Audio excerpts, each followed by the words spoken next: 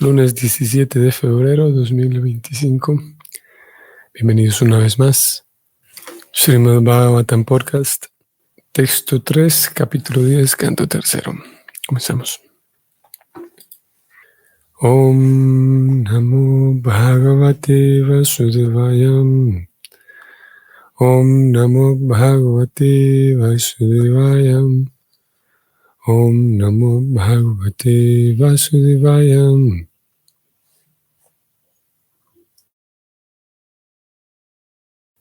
Sutta uvacham evam sanchoditastena ksatra kausara virmunim prita pratyahatam prashnam hiristanata vargavam. Traducción del verso. Sutta Goswami dijo: Oh hijo de Brigu, el gran sabio Maitreya Muni, oyendo así a Vidura, se sintió muy animado. Todo estaba en su corazón, y así pues comenzó a responder a las preguntas una tras otra. Así que aquí retoma la palabra el narrador, que es Sutta Goswami, para quienes tengan más presente todo el contexto del Bhagavatam.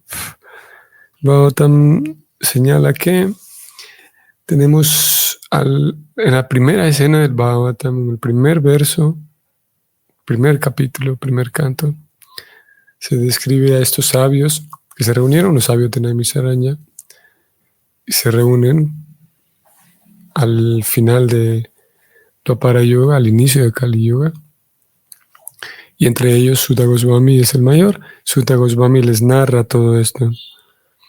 Así es como en este verso Sutta Goswami es quien retoma la palabra para narrar, porque es él quien está narrando el encuentro entre Vidura y Maitreya.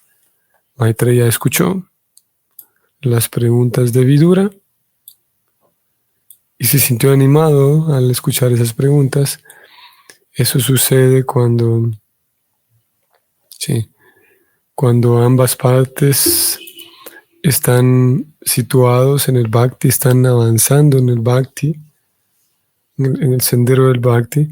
Sucede que la persona que escucha las preguntas se anima, es fuente de entusiasmo, no es una molestia para aquellas personas, para el maestro, para los maestros y para aquellos Vaishnavas que tal vez no tienen oficialmente el título de maestro, pero que están avanzando en el servicio devocional, que están situados en Bhakti.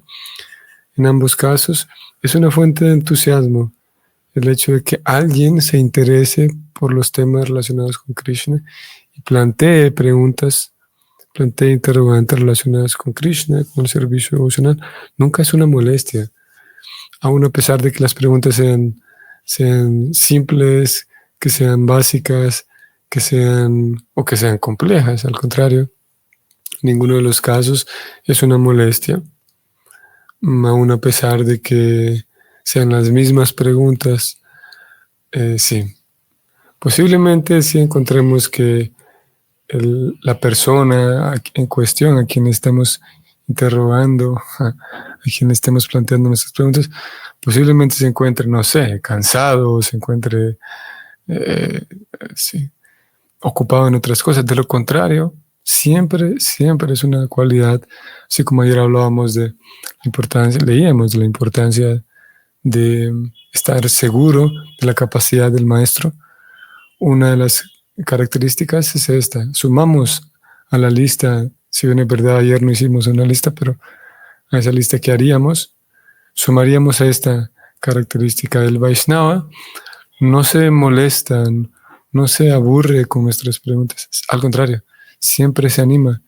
Y en la medida en que la persona que pregunta tiene genuina curiosidad, de verdad tiene, con honestidad, quiere saber, hay una mayor disposición de parte del maestro para responder. Siempre es así. Como dije, Nunca hay molestia de ninguna manera. Así que eso es lo que sucedió aquí. Sutta Goswami entonces retoma la palabra, narra cómo Maitreya se sintió animado, muy animado, oyendo a Vidura. Así que comenzó a responder las preguntas una tras otra. Vamos al comentario escrito por Srila Prabhupada. La frase Sutta Uvacha, que significa Sutta Goswami dijo, parece indicar una interpretación en la conversación que se realizaba entre Maharaj Pariksit y Sukadeva Goswami. A ver, otra vez. La frase Sutta Uvacha, Sutta Goswami dijo, parece indicar una interrupción en la conversación que se realizaba entre Maharaj Pariksit y Sukadeva Goswami. Okay. Mientras Sukadeva Goswami hablaba a Maharaj Pariksit, Sutta Goswami era únicamente un miembro en ese gran público.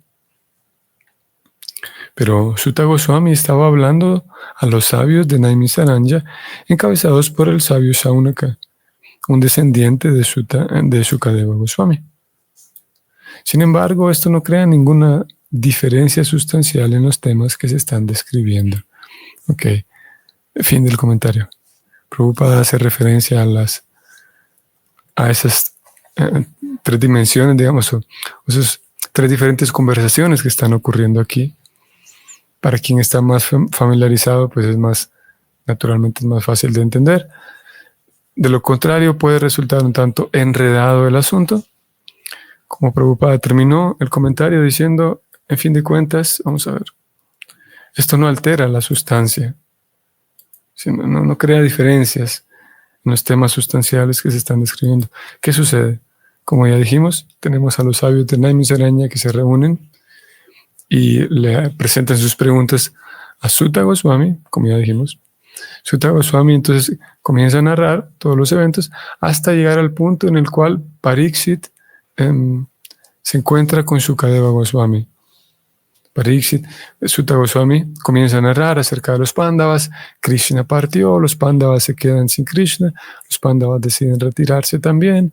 Una vez que los Pándavas se retiran, dejan como heredero a Pariksit, que es su nieto, y Pariksit entonces se encuentra con que es maldecido a morir en 7 días. Pariksit se va a la orilla del Ganges, donde se encuentra con Sukadeva Goswami, y Sukadeva Goswami le narra. Aquí tenemos un segundo momento. Primero los sabios de Naimisaranya escuchan esta narración de cómo Pariksit se va a la orilla del Ganges para escuchar a Sukadeva Goswami. Una vez que ellos dos se encuentran en el relato del Bhagavatam, en la cronología, en el orden cronológico que lleva el Bhagavatam, una vez que ellos dos se encuentran, Sukadeva Goswami y Pariksit, ahora Sutta Goswami, que está narrando esta historia, Sutta Goswami comienza a relatar todo lo que dijo Sukadeva Goswami. Y de ahí en adelante, entonces, todas las narraciones, o la mayoría de las narraciones, encontramos que es Sutta Goswami narrando qué fue lo que dijo Sukadeva Goswami.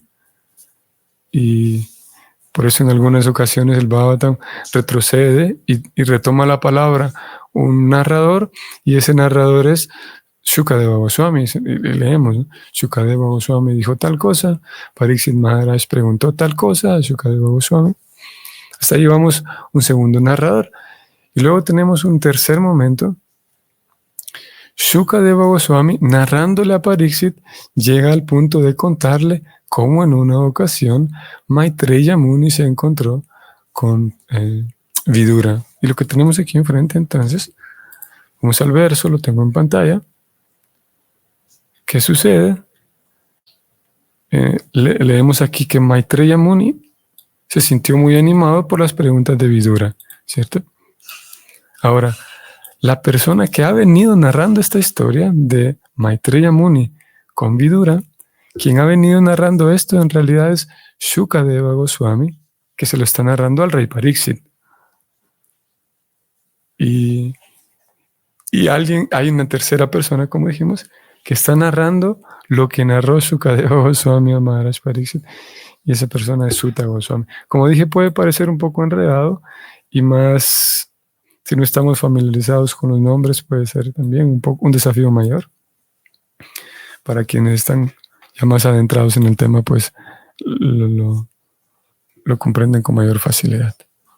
Prabhupada dice, bueno, lo que pasa es que en este verso, como ha sido Shukadeva Goswami quien ha narrado toda la historia de Maitreya y Vidura,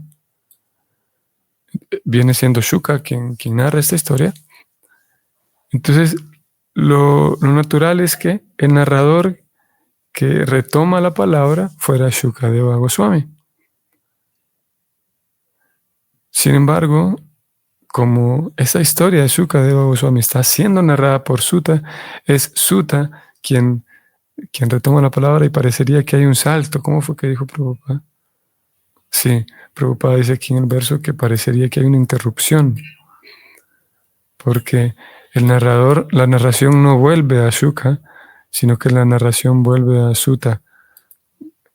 Como el mismo Prabhupada dijo, en fin de cuentas, pues esto no crea ninguna discrepancia, es un detalle, pero que alguien lo pudo haber notado y lo pudo haber señalado como un error. Vamos al siguiente verso 4. Maitreya uvacham virinchopi tata chakre divyam varsa satam patam atmanyatmanam aveshya yataha bhagavannaha. El muy erudito sabio Maitreya dijo: oh Vidura, Brahma se dedicó así a realizar penitencias durante 100 años celestiales, como le aconsejó la personalidad de Dios, y se aplicó en el servicio devocional del Señor. Ok. Tenemos esta palabra en este verso. A ver, tenemos la traducción. Se va a retomar la narración de cómo el señor Brahma recibió la recomendación de ocuparse en austeridades, dedicarse a austeridades. Él siguió ese consejo y me parece resaltante esto que se incluye, que él se aplicó en el servicio devocional. La cualidad de ser aplicado en algo.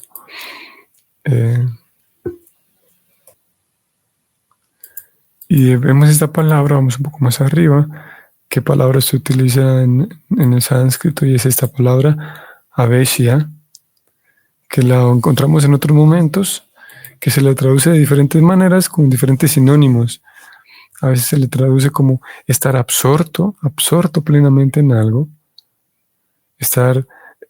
absorber mi mente, mi inteligencia, ocuparse en algo, tener una ocupación. O también se le traduce como estar situarse en algo. En este caso, en el servicio devocional. O en el caso del señor Brahma, situarse en las austeridades que se le recomendó que hicieran. A veces esa palabra aveshya se traduce como dedicación, o estar dedicado, o estar meditando, en el sentido de que si estoy aplicado a algo, si estoy muy aplicado a algo, pues estoy meditando en ello. Para hacer algo bien hecho, tengo que estar pensando en eso.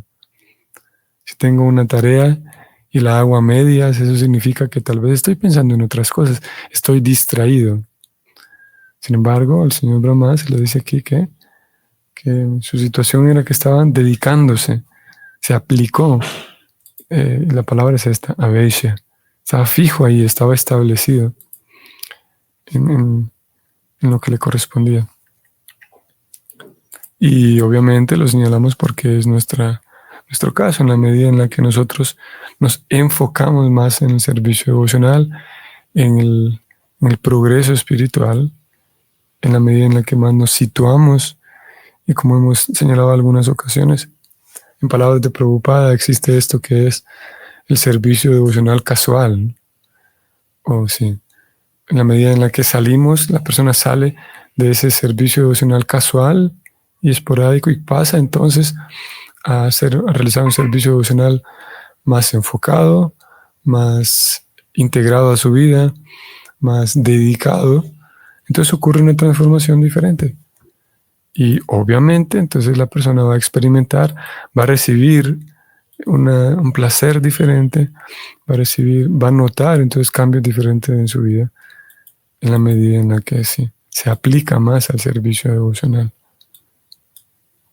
No querría decir, vamos a incluirlo aquí también, podríamos tener esta noción, esta idea de que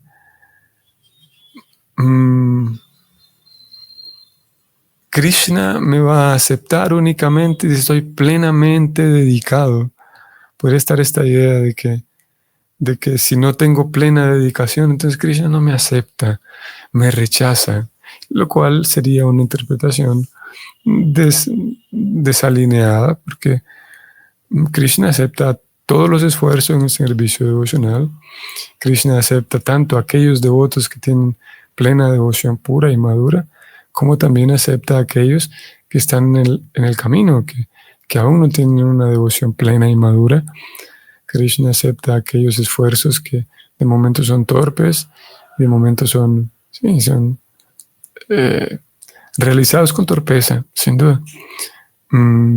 Obviamente Krishna cultiva y se acerca más, digamos que deja entrar a una intimidad mayor a aquellos que tienen una dedicación plena y consagrada, sin duda. Pero no querría decir que solamente los acepta a ellos. Eso nos pondría en una situación desesperanzadora, digamos, o sin esperanza, porque sí, es que sería ilógico. Sería ilógico que Krishna exija de mí perfección, pues si es que no tengo perfección, tengo todos. La definición ontológica es que somos almas condicionadas por las modalidades y más aterrizado, condicionadas por la lujuria, por la arrogancia, por la envidia, por traumas, por heridas. Entonces sería lógico que Krishna exija de mí que tenga plena perfección espiritual. No tendría sentido. Ahora Krishna aprecia todos aquellos esfuerzos de la persona que está intentando avanzar, que está intentando progresar en su madurez espiritual. Así que esa aplicación, el ser aplicado en el avance, abarca también esto, aún a pesar de tener de momento torpezas y carencias y cosas similares. Si estamos aplicados, si estamos, no hay prisa de que vayamos corriendo, pero si tenemos la seriedad de avanzar, la seriedad de tomarnos el asunto en serio, aún a pesar de que vayamos lento, como dijimos, no hace falta correr, nadie tiene prisa aquí, pero si estamos serios y nos aplicamos con seriedad a un ritmo que sea sostenible, aceptando prácticas que sean sostenibles en el tiempo, y nos aplicamos ahí, Krishna valora eso indudablemente y corresponde con nosotros, sin duda. Vamos al comentario escrito por Srila Prabhupada.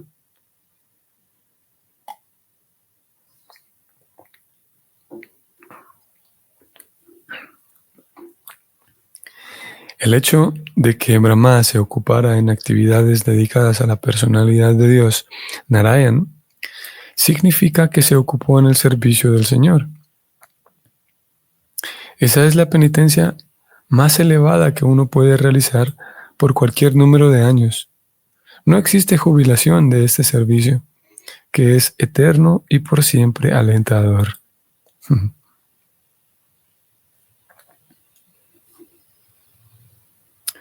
Ok. Acaba de entrar tu pregunta, Nicolás. Saludos. Y se responde un poco aquí en el comentario. La pregunta de Nicolás es, al indicarse en el verso 4 la realización de penitencias, ¿a qué se refiere? Prabhupada, sí, sabiendo que sabiendo que puede presentarse esta pregunta, esta posible pregunta, Prabhupada adelantándosele a Nicolás y a todos los que podríamos preguntar lo mismo. ¿No es en el sentido de castigo estas penitencias? Pregunta Nicolás. No, Nicolás, ¿no? Tanto los conceptos de penitencia como de sacrificio se usan de manera un tanto diferente en el contexto del Bhagavatam y el Bhakti. En este caso, las penitencias, las tapasya, hace referencia más bien a meditación, como por ejemplo hoy es un día en nuestra tradición, más específicamente en la escuela Gaudilla. Es un día especial, por ejemplo, porque es el día del nacimiento, como diríamos en un contexto Vaishnava, de la aparición, más bien el día del nacimiento de Bhaktisiddhanta Sarasvati, el día de hoy, en un calendario lunar. Entonces se acostumbra, por ejemplo, a esos días llevar un poquito más allá, digamos, ciertas exigencias, ciertas actividades corporales, como por ejemplo hacer un ayuno, muy común, una penitencia de ayuno. Entonces, no llevándolo al grado de que sea castigo, no llevándolo al grado de voy a hacer una penitencia porque yo soy malo, entonces necesito castigarme por algo malo que hice. No es ese el concepto de penitencia en el Bhakti, sino sí sí ponerme en una situación, si podemos decir en estos términos, de cierta incomodidad, eso sí. Ciertas penitencias, como dijimos, un ayuno, que en fin de cuentas vemos que esas penitencias que sí propician, digamos, ok, una cierta incomodidad, pero en fin de cuentas no dañan la integridad de la persona, eso es importante. Un ayuno, en fin de cuentas, sí puede ser un tanto incómodo por la costumbre que tenemos de comer todos los días a tal hora, y sí, podríamos sentir una especie de incomodidad. Sin embargo, no daña, no pone en riesgo nuestra dignidad, nuestra integridad física. Yo podría decir, bueno, voy a hacer un ayuno de dejar de comer todos los días, porque si ayunar un día es bueno, entonces ayuno siempre es mejor, ¿cierto? Pero eso no tendría, si bien es verdad, podría parecer lógica la conexión entre las ideas, pero lo cierto es que ayunar todos los días, eso ya pondría en riesgo mi integridad, por lo tanto no favorece al Bhakti. Y sí, entonces penitencia en el contexto del Bhakti no es dañarme porque me castigo a mí mismo, porque veo que soy malo, porque veo que soy impuro, porque hice algo mal, entonces voy a castigarme por eso malo que hice. Eso no existe esa idea en el Bhakti, sino al contrario. En el caso de aquellos días en donde se hace ayuno como el día de hoy, lo que se busca es tener una conexión mayor con Krishna, no a través del sufrimiento, sino más bien se detiene, digamos, el desayuno para entonces poder centrar, voy a la pantalla de vuelta, Nicolás, poder hacer una vesha, poder dedicarme un poco más. En eso consisten las penitencias en el Bhakti. En lugar de estar meditando, es que yo soy malo, entonces venga, me voy a castigar, me voy a golpear, me voy a lo que sea. En vez de estar meditando en lo malo que soy, es al contrario. La penitencia en el Bhakti, en el caso de un ayuno, por ejemplo, es que estoy realizando una vesha, estoy dedicándome más, estoy absorbiéndome más en Krishna. No desde el odio a mí mismo, no desde el castigo a mí mismo, sino al contrario, desde la maravilla, maravillarme de Krishna, desde el amor, podríamos decir, el servicio amoroso a Krishna. Entonces, eso por un lado respecto a qué no significa penitencia, qué concepto de penitencia tiene el Bhakti. Y por otro lado, Prabhupada respondió que ocuparse, voy a subrayarlo aquí, ocuparse, como lo dice el señor Brahma, en el servicio del Señor, esa es la penitencia más elevada que uno puede realizar.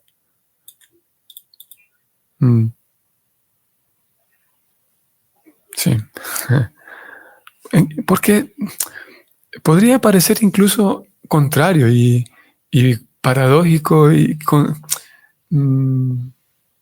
podría parecer contradictorio decir que servir a Dios es una penitencia y no resulta que servir a Dios es agradable? ¿Cómo es eso?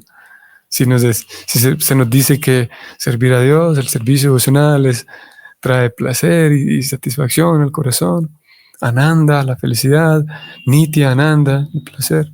Entonces, ¿cómo es que eso que Prabhupada ahora dice que servicio a Krishna es la penitencia más completa que podemos realizar? Si penitencia tiene un sentido de dolor, ¿cierto? ¿Cómo resolvemos este asunto? Leo nuevamente. Ocuparse en el servicio devocional es la penitencia más elevada que uno puede realizar. La forma en la que lo resolveríamos es que, partiendo del hecho de que todos estamos acostumbrados a actuar teniendo como parámetro mi placer, mi beneficio, todos, esa es la métrica, esa es la rúbrica de todo el mundo, es que de todas las almas condicionadas, es que actuamos pensando en cuánto beneficio, cuánto placer voy a conseguir de las actividades que hago. En general, es el paradigma materialista es ese. ¿Cuánto placer, cuánto beneficio voy a obtener de realizar tal o cual actividad? Y principalmente cuánto placer, el famoso disfrute de los sentidos del que Prabhupada habla. Entonces, si obtengo placer de un círculo de amigos en el que estoy, permanezco ahí. Si obtengo placer, me quedo en alguna actividad. Entonces, en el sentido, es penitencia el servicio devocional al Señor. ¿Por qué? Porque el paradigma cambia y el paradigma es que voy a pensar en el placer del Señor Supremo. En ese sentido es una penitencia porque, como dijimos hace un rato, una penitencia va a representar una cierta incomodidad, ¿sí? Con un bien superior. Una cierta incomodidad que sí es una incomodidad número uno, que no pone en riesgo mi integridad, como dijimos, y que trae en un plazo medio o largo, trae un bien superior. Entonces, debido a que la persona en el servicio devocional aprende a poner de lado sus preferencias egoístas y comienza entonces a hacer lo que le corresponde al alma, que es servir, comienza entonces de manera voluntaria a servir a los Vaishnavas, servir a los demás, servir al Señor Supremo. En ese sentido, porque representa salir de la zona de confort, como se diría comúnmente, salir de la zona cómoda de buscar siempre mi placer. Y en este caso ahora, pensar en el placer de los Vaishnavas, el placer del maestro espiritual, el placer de Krishna, sin que eso represente una amenaza a mi integridad individual. Debido a ello es que es una penitencia, a que me saca de esa zona de comodidad, de esa zona cómoda. Y sí, sin que, como dije, sin que lleve al punto de ser nocivo para mi integridad, me saca de esa zona cómoda, entonces entra en la categoría de penitencia. Porque cumple esos tres requisitos, esos tres, como dijimos, esos tres parámetros. Sigo leyéndote, Nicolás. Los 100 años que estuvo Brahma realizando penitencia se comprendería entonces como años de preparación, comprensión, digamos, para realizar de una mejor manera el servicio devocional al Señor. Sí, sí, podríamos decir que en parte sí, eso fueron años de preparación para realizar mejor la tarea que tenía, ok, sí. Al mismo tiempo, y en nuestro caso también, cuando nos damos a una penitencia, sí, eso es preparación, pero la penitencia en sí misma se vuelve parte del servicio. O sea, no hay que esperar, en el caso del señor Brahma, no es que tuvo que esperar a que terminaran los 100 años para comenzar a servir a Krishna. En ese sentido no era preparación. Vamos de vuelta. Sí era preparación. La parte de la respuesta es que sí era preparación porque le permite absorber su mente en una conciencia que lo prepara, digamos, lo capacita para, de ahí en adelante, terminados los 100 años, centrar mejor su mente en Krishna y demás. Pero no es solamente preparación porque el acto mismo de dedicarse a la penitencia, ya en esos 100 años, ya estaba dedicado a Krishna. ¿Por qué? Porque estaba absorto en Krishna. Ya era un servicio, tal vez digamos, no un servicio práctico, porque no había comenzado la tarea que le habían dejado, pero sí un servicio devocional, sin duda. Y lo mismo nosotros, que, por ejemplo, podríamos traer esa misma dinámica al canto de yapas, por ejemplo. Las yapas son un servicio devocional, sí, tal vez no tan práctico, digamos, en la cotidianidad. Si tengo que realizar ciertas actividades, un servicio ya sea responsabilidades familiares o un servicio, digamos, de una organización, de un festival que voy a servir a muchos Vaishnavas y demás. El canto de las yapas no es que me ayuda a avanzar tanto en la dimensión práctica externa. En un sentido podemos decir que sí es una preparación. Estoy cantando mis yapas y sí me preparo, digamos, para el servicio que voy a realizar. Pero el acto mismo de estar en esa meditación ya es un servicio, porque ya estoy centrando mi atención en Krishna. Y en un sentido, en el caso de las yapas, es un servicio muy importante. Diríamos que el más importante por varios sentidos. Entonces, sí, era preparación, Nicolás, pero al mismo tiempo ya era parte de su servicio, el servicio devocional que incluye Sravanam, Kirtanam, Smaranam, recordar al Señor Supremo. Vamos a ver qué nos podemos señalar aquí respecto de las penitencias. Creo que eso es lo que diremos, agradeciéndote, Nicolás, por plantear estas preguntas que nos permiten centrarnos en ciertos puntos relacionados con las penitencias. Y se cumple un poco el mismo tema que señalamos hace un momento, que las preguntas presentadas, pues, sí, que son beneficiosas para todos y animan. Gracias, Nicolás. Prabhupada señala que no existe jubilación de ese servicio, que es eterno y siempre alentador. Como decíamos hace un momento, ese servicio a Krishna, si bien es verdad nos sacan de esa zona cómoda de siempre medir todo respecto a cuánto placer obtengo, resulta ser que ese servicio es eterno y es alentador, siempre genera entusiasmo, genera aliento, refresca también, da descanso también. El hecho de verme a mí mismo ocupado en el servicio del Señor, genera descanso y alienta. Podríamos terminar diciendo que sobre esto de lo alentador, todas nuestras ocupaciones que tienen que ver con nuestras responsabilidades, digamos, materiales, responsabilidades familiares, laborales, etc. Por ellas, debido a que ellas son actividades materiales, hablando, en un primer momento, todas las actividades, responsabilidades materiales que no tienen un vínculo con Krishna, simplemente me entrego a esas responsabilidades que son materiales, ¿no? Por el hecho de que esas actividades son de naturaleza material, por muy buenas que sean, por muy maravilloso que sea servir a la familia con todo el corazón, aún así son actividades materiales.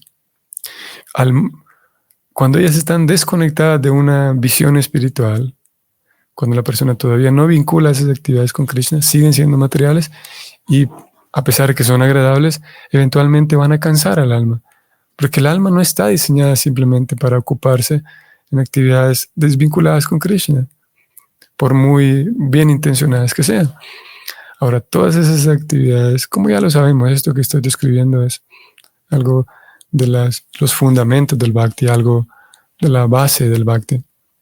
Cuando esas actividades familiares, laborales, académicas, uno encuentra la manera de vincularlas con Krishna, o uno tiene un servicio devocional, tiene una práctica espiritual, un sadhana diario, eso le permite entonces llevar a cabo esas actividades con una visión diferente y aprende la persona a vincularlas con Krishna, de tal forma entonces que con esas mismas actividades que en su momento las vimos como materiales, esas mismas actividades, al ser vinculadas con Krishna, representan un aliento. Entonces pasa la persona a ya no estar ocupado en actividades simplemente materiales, secas, digamos, vacías, sino que gracias a esa penitencia, diríamos, gracias a ese servicio devocional que la persona está llevando a cabo a diario, consigue mantenerse alentado, realizando esas mismas actividades que externamente son materiales.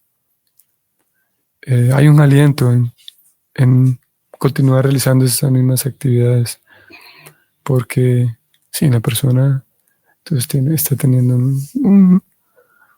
un alimento distinto a diario, que es ese vínculo con el Señor, ese servicio devocional al Señor. Ok, eso es lo que diremos. Gracias nuevamente a todos por participar hoy. Espero que tengan un bonito día, una bonita semana, una semana en la que podamos encontrar formas de estar dedicados al Señor de diferentes maneras, que podamos seguir avanzando en nuestra dedicación, en nuestra absorción, en el progreso espiritual, seguir aprendiendo, seguir mejorando, seguir progresando. Espero que sea una bonita semana para todos. Nos vemos mañana si el Señor nos permite. Hare Krishna.